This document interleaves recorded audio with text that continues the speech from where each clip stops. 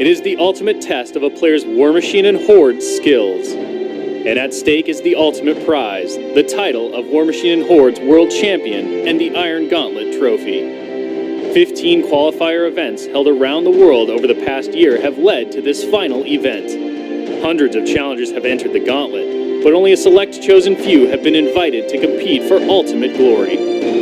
The road to the Iron Gauntlet ends here at Lock and Load. Today, we crown the next world champion of War Machine and Hordes.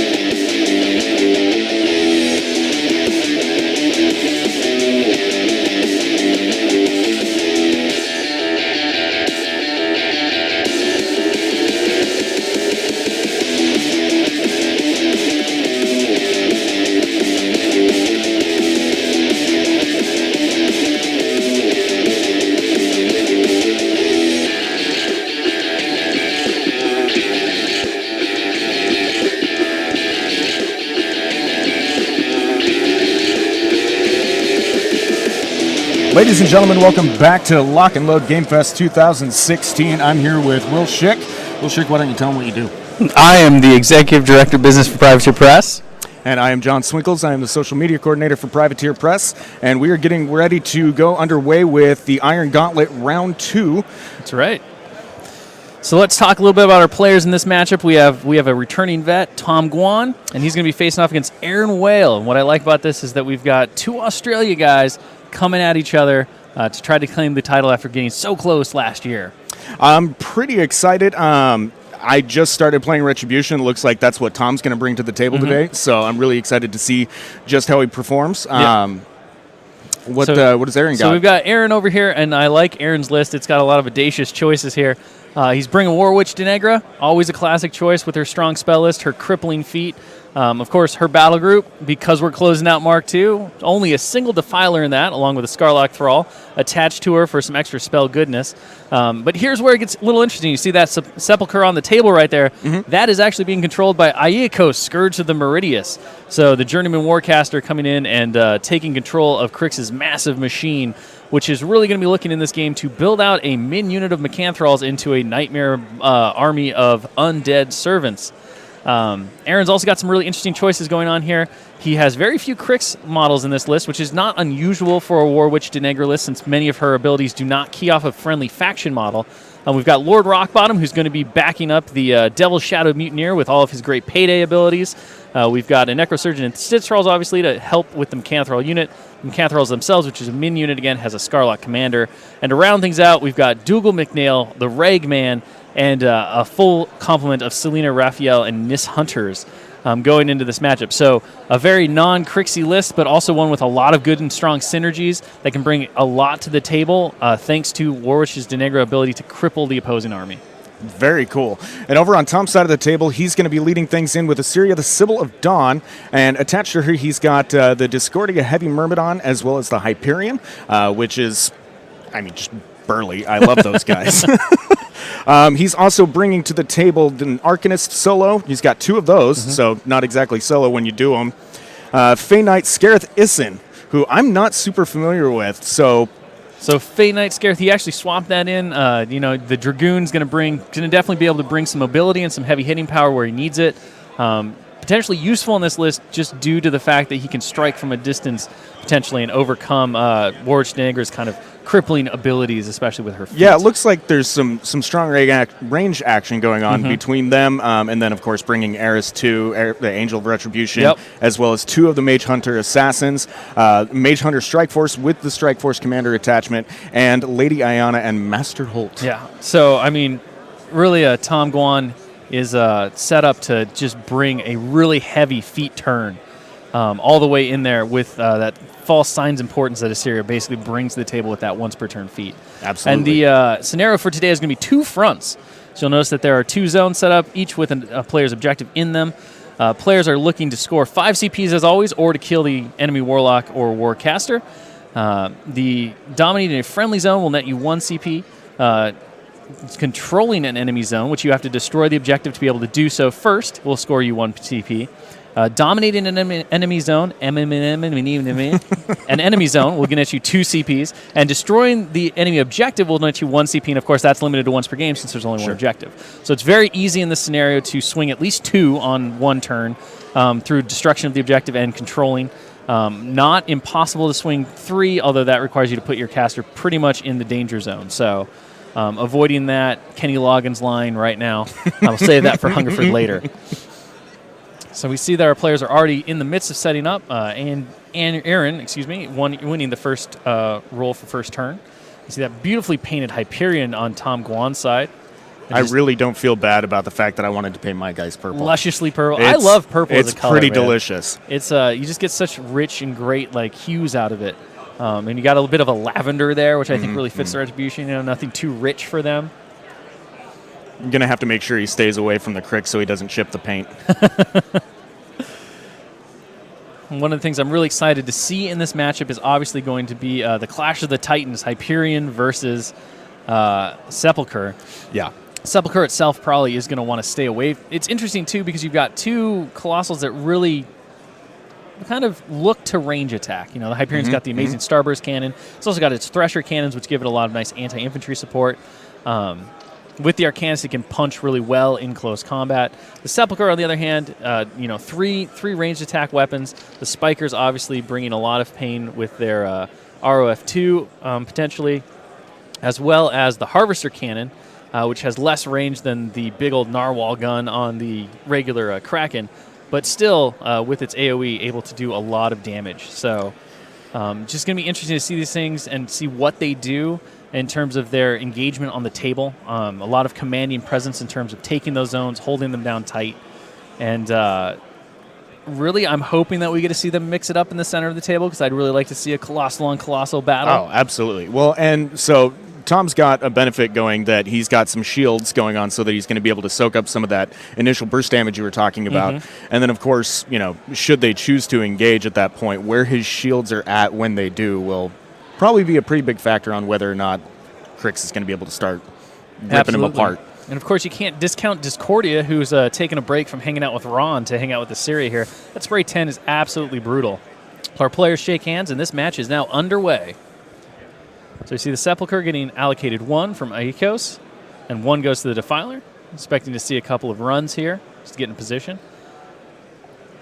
Now, again, the Sepulcher's main purpose, at least early on in this game, is going to be to glut that Mechanothrall unit thanks to its Necro Industry ability and its Body Snatcher. So every time a living model is destroyed within 5 inches of it, which again also plays on the fact that most of the models in Aaron's army are mercenary living models, he's going to be able to grab his corpse token. He can add up to 3 corpse tokens to put a grunt into a Mechanothrall units, or he can create brute thralls as well. So he's got a bit of flexibility there and plenty of bodies for the meat grinder, as it were. Well, so hopefully Tom will be able to take advantage of some critical hits with the Hyperion so that he can get some of those things that Aaron is creating, get those back off the table. You crit consume the meat bags, and then all of a sudden you can't make more things out of them. So that is definitely a point in the Hyperion's favor. Of course, the Starburst 1 kind of negative is the fact that it is pretty low range, so you do have to get up close and personal to be able to use it to its maximum effectiveness to hit that crit consume. You've got the Nis Hunters just racing forward, spreading out, knowing that there's a couple of AoE issues that they're going to have to deal with, and also some sprays later on. Speaking of the paint jobs, I'm looking at that Sepulcher, and I'm really kind of jealous that I don't have any of my cricks anymore. Yeah, no, Aaron's army just fantastically painted, much like Tom's. I love the rust effects that he was able to get on that green. It just looks like a model that has sat at the bottom of the ocean for quite some time, nice and corroded. We have the Necro Surgeon running forward, checking control, making sure they're up there also to grab corpses. Really, you got to wonder who exactly would take this contract with Crix when you're surrounded by people who are basically going to take your dead body and re-engineer it into an undead abomination. You can't imagine that was in the initial contract. Well, yeah, that, and I'm actually really kind of curious to see the fact that there's not really any cover being fully utilized at the moment, especially once those assassins come into play. Mm-hmm. Yeah, I mean, once you add in that Strike Horse Commander's ability to basically grant Phantom Hunter to his unit forever, and then also just really the setup of the board. There's not a whole lot besides that trench in the middle, which may be a hard fought over, may not be. I like how it connects the two zones, though. Yep. A little bit of a run through there, so there might be some chances to make some plays later on in the game between that trench. All right. We see Iacos camping one. Of course, Iacos casts Escort, which makes him just absolutely terrifying with any kind of warjack, but especially a colossal like the Sepulcher. Because, let's be honest, kids, Speed 7 Colossals are nothing to sneeze at, especially when they have 4-inch reach on their turn. See a little tentacle whittle down, removable. He's magnetized them so he can get up close and personal when he needs to. Very cool. I thought maybe he was just going to throw it at the other arm. I mean, I believe that would be against the code of conduct in the Iron Gauntlet to throw things at your opponent. Probably. I know that's a Hungerford tactic in his standard games, but really I don't know that anybody should be emulating that guy in terms of table play. I should stop hanging out with him. He's a bad influence. He is a very bad influence, yes. I think that was in the initial brochure when you came on board. Don't hang out with Hungerford. All right. John moving on here, advancing up his Scarlock Thrall. So I'm curious Go ahead. Going to cast a Parasite on the Soul Trapper. It's a nice little hilarious move where War Witch Negra will drop that Soul Trapper's armor by 3 just to bump her own by 1. Soul Trapper not really going to be doing too much in terms of getting up close and personal. It does answer the question I was just about to ask on whether or not you thought he might be getting Denny in there pretty quick, but it seems like he's going to if he's boosting the armor. Yeah, I mean, the early turn Parasite on one of your old models is something you see Lilith do a lot, something that you see Denegra do a lot. It doesn't cost him anything because effectively the Soul Trapper at arm 12 is just as dead when it gets hit by anything as it is at arm 9. So take the -3 to give Denny the +1. And of course, Denny's feat is going to require to be closer to the center to be able to shut down most of Tom's models before he loses too much of his army. See the Necrotech running as well.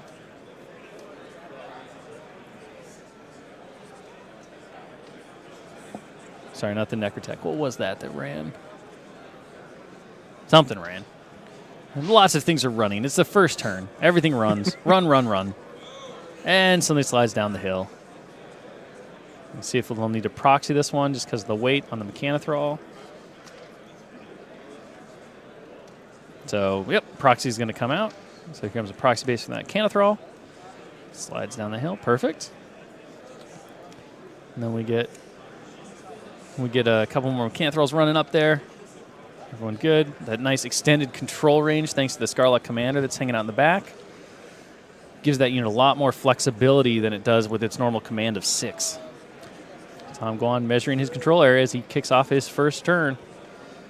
See what Tom does here in terms of reaction. He's got to be careful that he doesn't get overrun. Dougal is going to be a huge factor in this game because of his double powder ration, able to affect bows as well as guns, because Iron Kingdom NIST bows work off of gunpowder. Because that makes sense. They just add little explosions to the string, to the drawstring on the bow, so when they release it, they explode and then they push it forward. Because fantasy explosion physics, that's how it works. Because elves. Yes. And you see that the game is being presided over by that nice little cuddly crocodile right there. Flew all the way from Australia to cheer on his Aussie members hanging out. I feel like Hungerford's going to try to steal that at some point. I strongly suspect he is. Like, he's just going to try to run away with it, and then that gator's going to go from like that happy, contented state to a very sad face. Yeah, so he's going to be running around in a bee onesie with a Nerf bat and a crocodile. Yep. I'm sure the crocodile's a name. Maybe we can find out what that is later on. I'm not sure we should let Hungerford out in public anymore. It's very difficult to stop him. All right, so Tom Guan advancing up with Scareth Isian. Kind of hanging out on the side there, which is a perfect spot for him to be able to reposition and respond to anything that happens.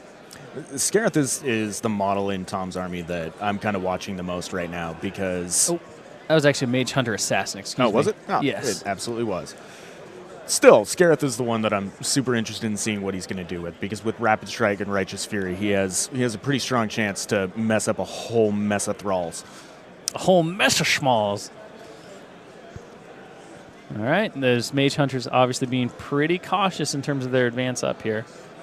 Not committing them too heavily right now. Well, there's just that tiny trench between them and the Sepulchre. I wouldn't want to go too ham on that either. Once you start adding up the Sepulchre's threat, I mean, it is significant. That said, I don't know that Aaron's best play is going to be to rush right in there with the Sepulchre and put it within counter-strike distance of that Hyperion. You see a corpse happening here as Tom Guan draws first blood. So we see a corpse token going to the Necrosurgeon. We see a miss. Measure of range, looks like he's out. So out of range of the Sepulchre there, so we know that that one Mage Hunter is at least 12 inches outside.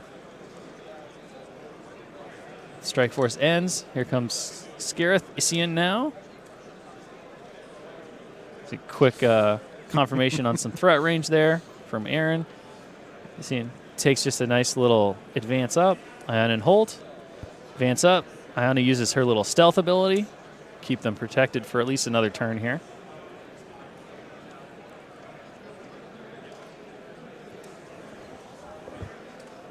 All right, it's Tom surveying the land, taking a look here, seeing what's going on. Arcanus activates over, power boosts the Hyperion.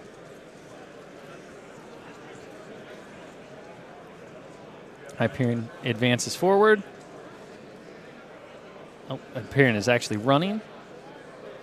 See it taking that extra 2 inches there. Getting right in the middle of those guys. Tom likely using the measurement from the failed shot on the Sepulchre to make sure that the Hyperion stays out of strike range of the Sepulchre on Aaron's next turn. See, Tom is a man of the world, despite the fact that he hails from Sydney, Australia right now, is also using a Team Canada measuring key. Tom really, he travels everywhere. I mean, he's a man of the world when it comes to Warmachine events. He goes everywhere and does very well at the game. And he's a joy to talk to, so if you ever get a chance to actually just talk to him about his experiences and what he's done throughout his career in Warmachine and Hordes, I would strongly recommend it. He's always happy to talk, and he's got a lot of good stories. So Syria camps on 4. She advances forward. Takes advantage of the cover Not and the sure camouflage. which spell she decided to cast there. I kind of missed it because I was yapping.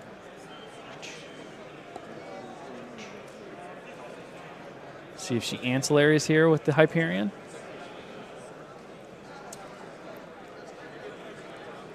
So making sure he's within 3 of Discordia. Discordia advancing up and using its imprint to give a little extra range boost protection to everyone around it within 3. +2 defense and immune to blast damage. And Eris is moving up to the hill.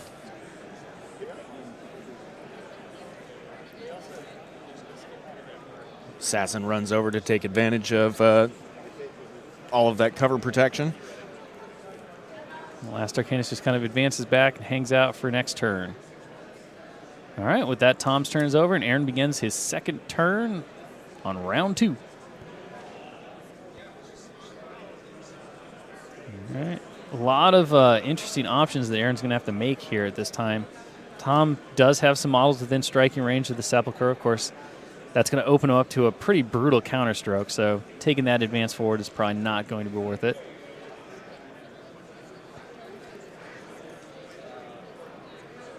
Forward here. See the Sepulchre getting 3 from Iacos. Iacos not upkeeping escort. Is upkeep and escort. There it goes. All right. I mean, why wouldn't you? Parasite got let go, so that Soul Trapper now sitting in a fatty arm 12. One more time. Quick check on control range here from Denegra. One of the things that we will be seen going away here tonight as the pre-release of the new editions comes out. Pre-measuring being a thing. No more trigonometry, advanced trig being required to measure certain distances. And, of course, that means that folks are going to want to tune into the channel here at 9 p.m. so that they can watch the keynote with Matt Wilson and everyone else as they get ready to unleash the new additions on the world. Yeah, we're going to have we've got a lot of exciting announcements coming, including a little teaser for what's coming to Lock and Load next year, which I think a lot of people are going to be very excited about, as well as talking about the future of the game post new edition launch. I wanted to say egg roll. I keep saying egg roll all weekend, everywhere. It's just egg rolls.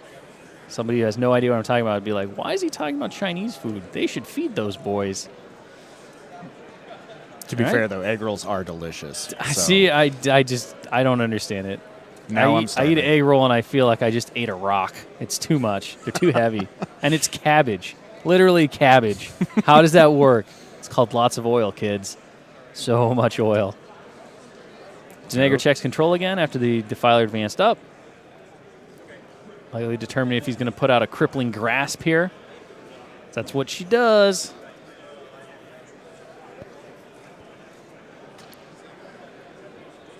See another measurement here from Denegra.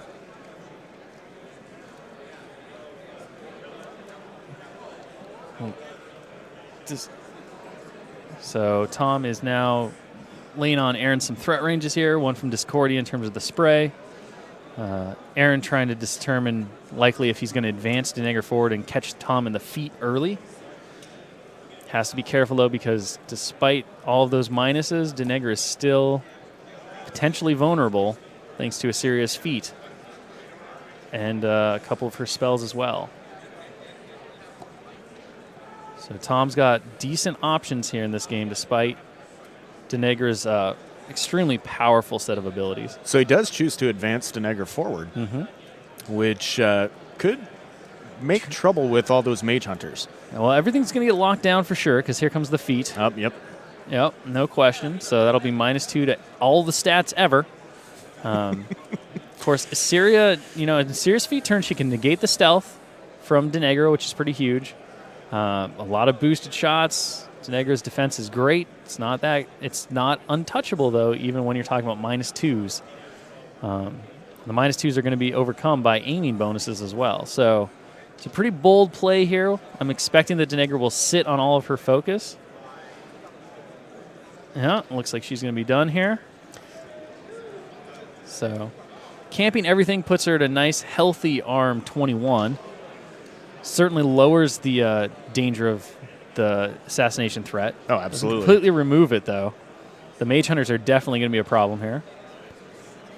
So we see the Stitch Thralls running forward, ready to grab some corpses of other elves or other Mechanthrals as they fall apart. Stitch Thrall right there, going forward. Last to go is the Necrosurgeon. See her with her little corpse token there. And both of these armies really are just beautifully painted. Yeah, they are a joy to look at on camera and to see on the table.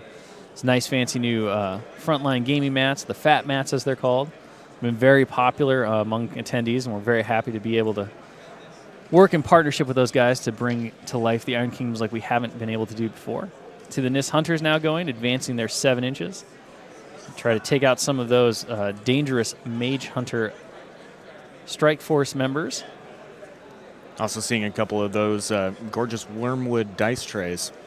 I know that later when we're doing the Iron GM, folks will have a chance to win a lock and load custom dice tray to whoever is the best game master. Last night's Iron GM event seemed like it went very well. I heard nothing but exciting and positive things. So we're going to see a couple shots here. So defense 12 because of the feat. Misses on a 3. In the trench. Hits and does kill. We're going to check real quick for a corpse. And Isian is now enraged. or specifically Righteous Vengeance, I believe. So angry. He's very mad. So +2 to strength, Pathfinder on the next turn. Kind of curious if technological interference on Eris is going to come into play at all. I don't know if she's going to want to get anywhere near the Warjacks. Yeah, on I Aaron's mean, side once of she the gets table. that close, it's probably going to be over for her. Expect to see her maybe try to strip Denegra if she can get there next turn. It's going to be a tough shot for her, but not impossible thanks to the bonus from Assyria. You can spike dice on that. Of course, True Sight being granted from Assyria's feet. It's going to be pretty critical in trying to take down the stealthy Denegra. Aaron considering his next moves here. Pretty good time left on the clock. This is going to be an important move for him, however, because he has really committed to an alpha here in terms of locking down Tom Guan, even if he doesn't do a lot of damage. So you can see Andrew Durso sitting at the table there. He's our judge for this match.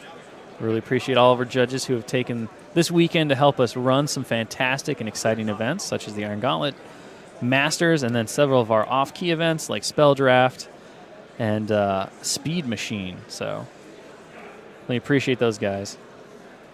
See a shot there. A boosted damage roll. And that will kill a Mechanothrall. And the corpse will go to Sepulcher. So we see another attack on a Mechanothrall. This is from the Thresher Cannons on the Sepulcher, I believe. So Aaron right now doing some crafty little thinking and using his attacks to be able to build up his corpse supply. And how many of those corpses can he hold on the He can have 3.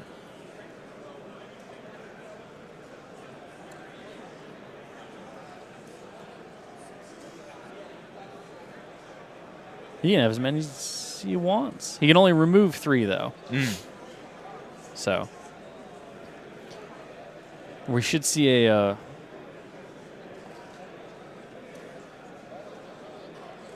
so within 3 of the Sepulcher and within the Scarlet Commander's command to be able to create a some Necro Industry thralls.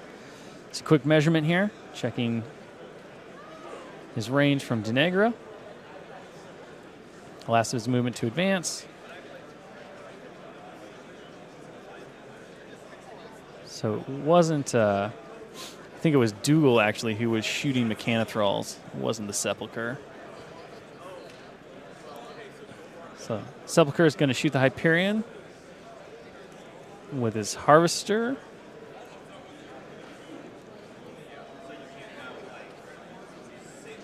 So place down the AoE 5 from the Desolator Cannon. And there was no crit, so it's not going to be crit paralysis on anything. So we see Assyria and the other person not taking blast damage, and then the rest of them do take blast damage. Quick check on the keys there, trying to figure out. See a pause on the clock. We're going to have the judge come in. Andrew's going to come in and do some precision measurement to determine who is actually hit by the AoE 5. And this is why our judges are here, to be able to be impartial in terms of kind of covering this down. There's no blast key on the table. Neither of our players have one of those, so they'll be using the AoE templates themselves. Find out whether or not that Mage Hunter is going to get any of that. They're really looking at the Mage Hunter Assassins here, so. So it looks like the Mage Hunter Assassin is out of the blast radius, so it will only hit 2 of the Strike Force members, and then Assyria and another Strike Force member are protected by Discordia's imprint. So just 2 blast damage rolls. Fails on a Snake Eyes. Oh, 2 points to the officer, excuse me. And then the Strike Force in the front dies. Now the main damage to the Hyperion is POW 13. So he's going to boost it with one of his focus points.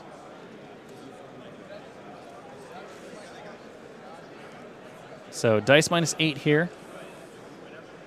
No damage to the Hyperion. Not too surprising. 13 against a 21 effective after they factored in all the bonuses and minuses.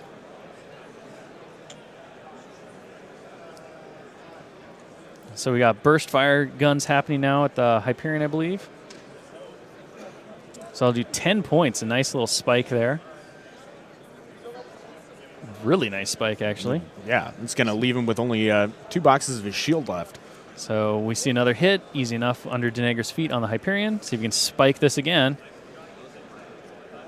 8 damage to the 3. And it does hit the left side. So decent shots from the spiker cannons there, thanks to the +2 damage from burst fire.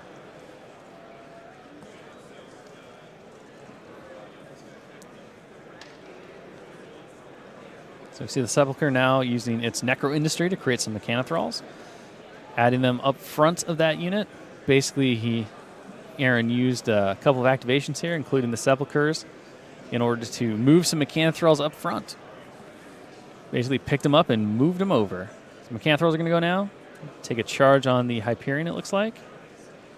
Looks like that's going to be... Well, looks like it's going to be good. Here comes a measurement of the range. So it's going to be just short. So that Mechanothrall is going to fail its charge on the Hyperion.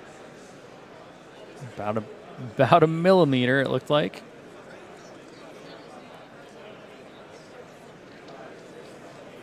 See another Mechanothrall running.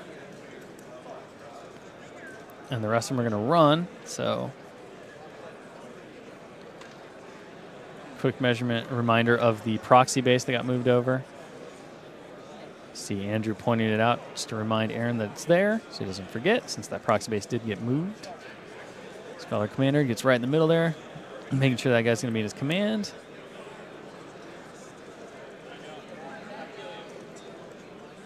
Who's being in the way?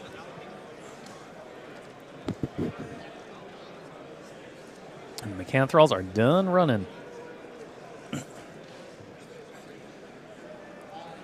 So far, Rock Bottom's going to advance forward. He's going to walk it off using one of his coins for the Devil Shadow Mutineers, so that'll give him tough for a round. See what those Devil Shadows get up to next here. Here comes the Scarlock Thrall. He's going to go ahead and Parasite, because why not? It's free. He hits. It's going to Parasite the Soul Trapper one more time. Poor Soul Trapper. Can't catch a break.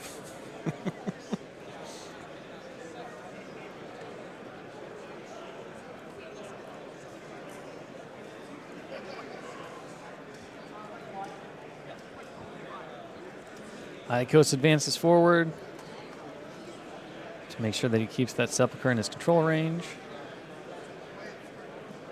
And he's still got the Devil Shadow Mutineers left. See what that trifecta of terror does here. Just going to run forward. Getting right up in there.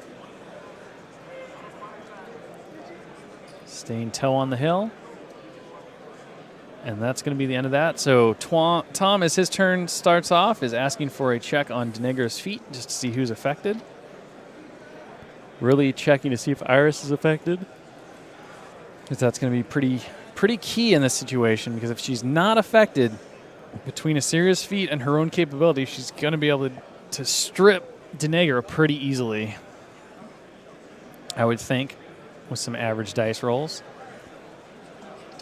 So Andrew is being called in one more time to do this really precision measurement here. Quick check.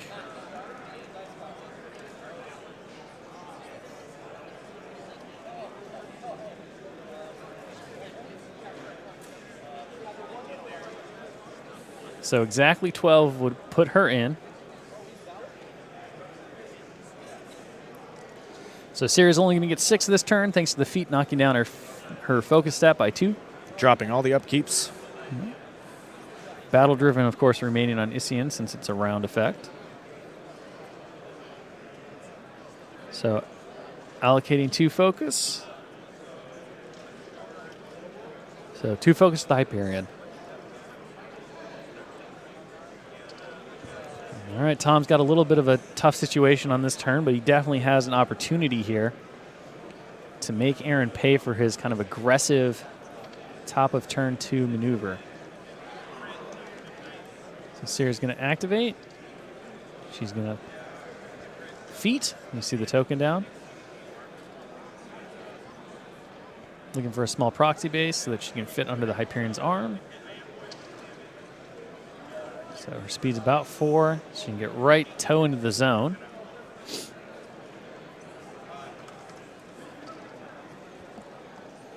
And we see a blinding light targeting War Witch Denegra.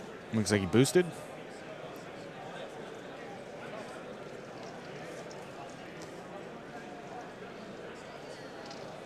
So does hit with the blinding light.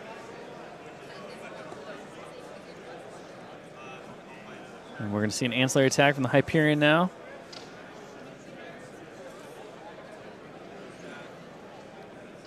So blinding light's going on to Denegra. Denegra has been blinded. -2 defense. Can't make ranged or magic attacks for 1 round. Here comes the ancillary. It's going to be the Starburst Cannon, of course. It will miss. Let's see where it deviates. This is still going to be pretty brutal. AoE 5. 4 inches to the 3. It's pretty beneficial for Aaron there where it landed. It's a Pound 9 Blast and a bunch of things. We're going to see a lot of Mechanthrals, I think, get smoked here. Ragman also is going to take it in the face. So Pound 9 on Ragman will destroy him. And that'll be a corpse token for the Sepulcher. He gone. He's still serving a purpose. Mechanthrals also get exploded. And then we're going to see on Zera. Zera is not tough, and she is also exploded. Not the one you want to lose right off the bat is Zera. So Fey Knight now going to go. So -3 speed is going to put him at 4, I believe.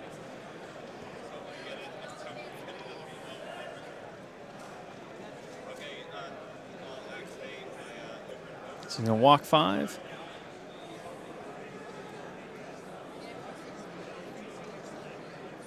There comes a Rapid Strike on Mechanthrol. Shouldn't be too much of a problem for the Fey Knight. Hits no problem. Just murders the Mechanthrol, no need to roll. And then the Rapid Strike on the Nis looks like it missed. Mm-hmm. Hard enough to hit those Nis without the withering affecting you. Looks like we're activating Eris next. Mm-hmm. Going to be shooting at Denegra. So Rat 9 shooting at Denegra. Feats basically. Let's see what happens here. 3 dice. 5 to hit because of Blinding Light. Does hit. There goes all of Denegra's focus. Denegra now armor 15. So dice -5. We'll do 6 damage. Ooh. Leaves her with 10. Hyperion's going to activate and aim. No one's engaging him, so he can't actually aim now because that Mechanthrol was taken care of. So only one side's going to be able to shoot with Thresher Cannons. He's going to get 1 shot on the Thresher Cannon. And then 3 on the other side. So Rat 5 goes down to 3. Aiming brings it back up to a 2. So he needs 9 to hit on boosted dice. And he does miss. Ooh. And it's going to scatter. 5 to the 3. 4 to the 3. 4 inches to 3, so the exact same spot it hit last time. The wind's just blowing perfectly in that direction. Giant energy balls of doom just careening over.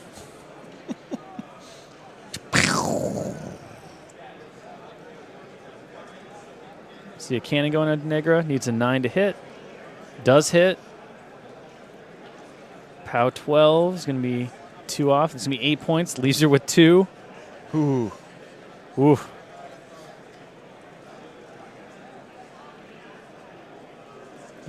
Daenerys got 2 left, and that's going to be the end of the Hyperion's ability since he was only in the right field of fire.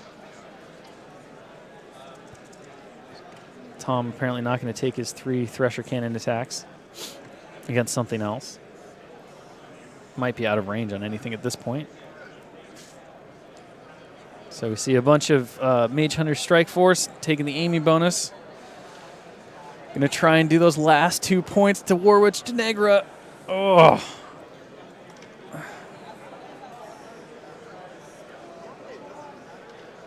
See a bunch of aiming, so the aiming will negate the Withering Feat, since it'll be -2/+2.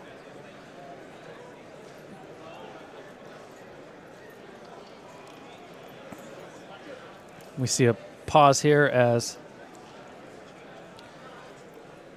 so Andrew just confirming the math was correct on the stuff, and Denegra remains at 2 hit points. yep. The missing item there that Andrew wasn't factoring in or had missed was that Parasite was up, putting Denegra at arm 15 instead of 14.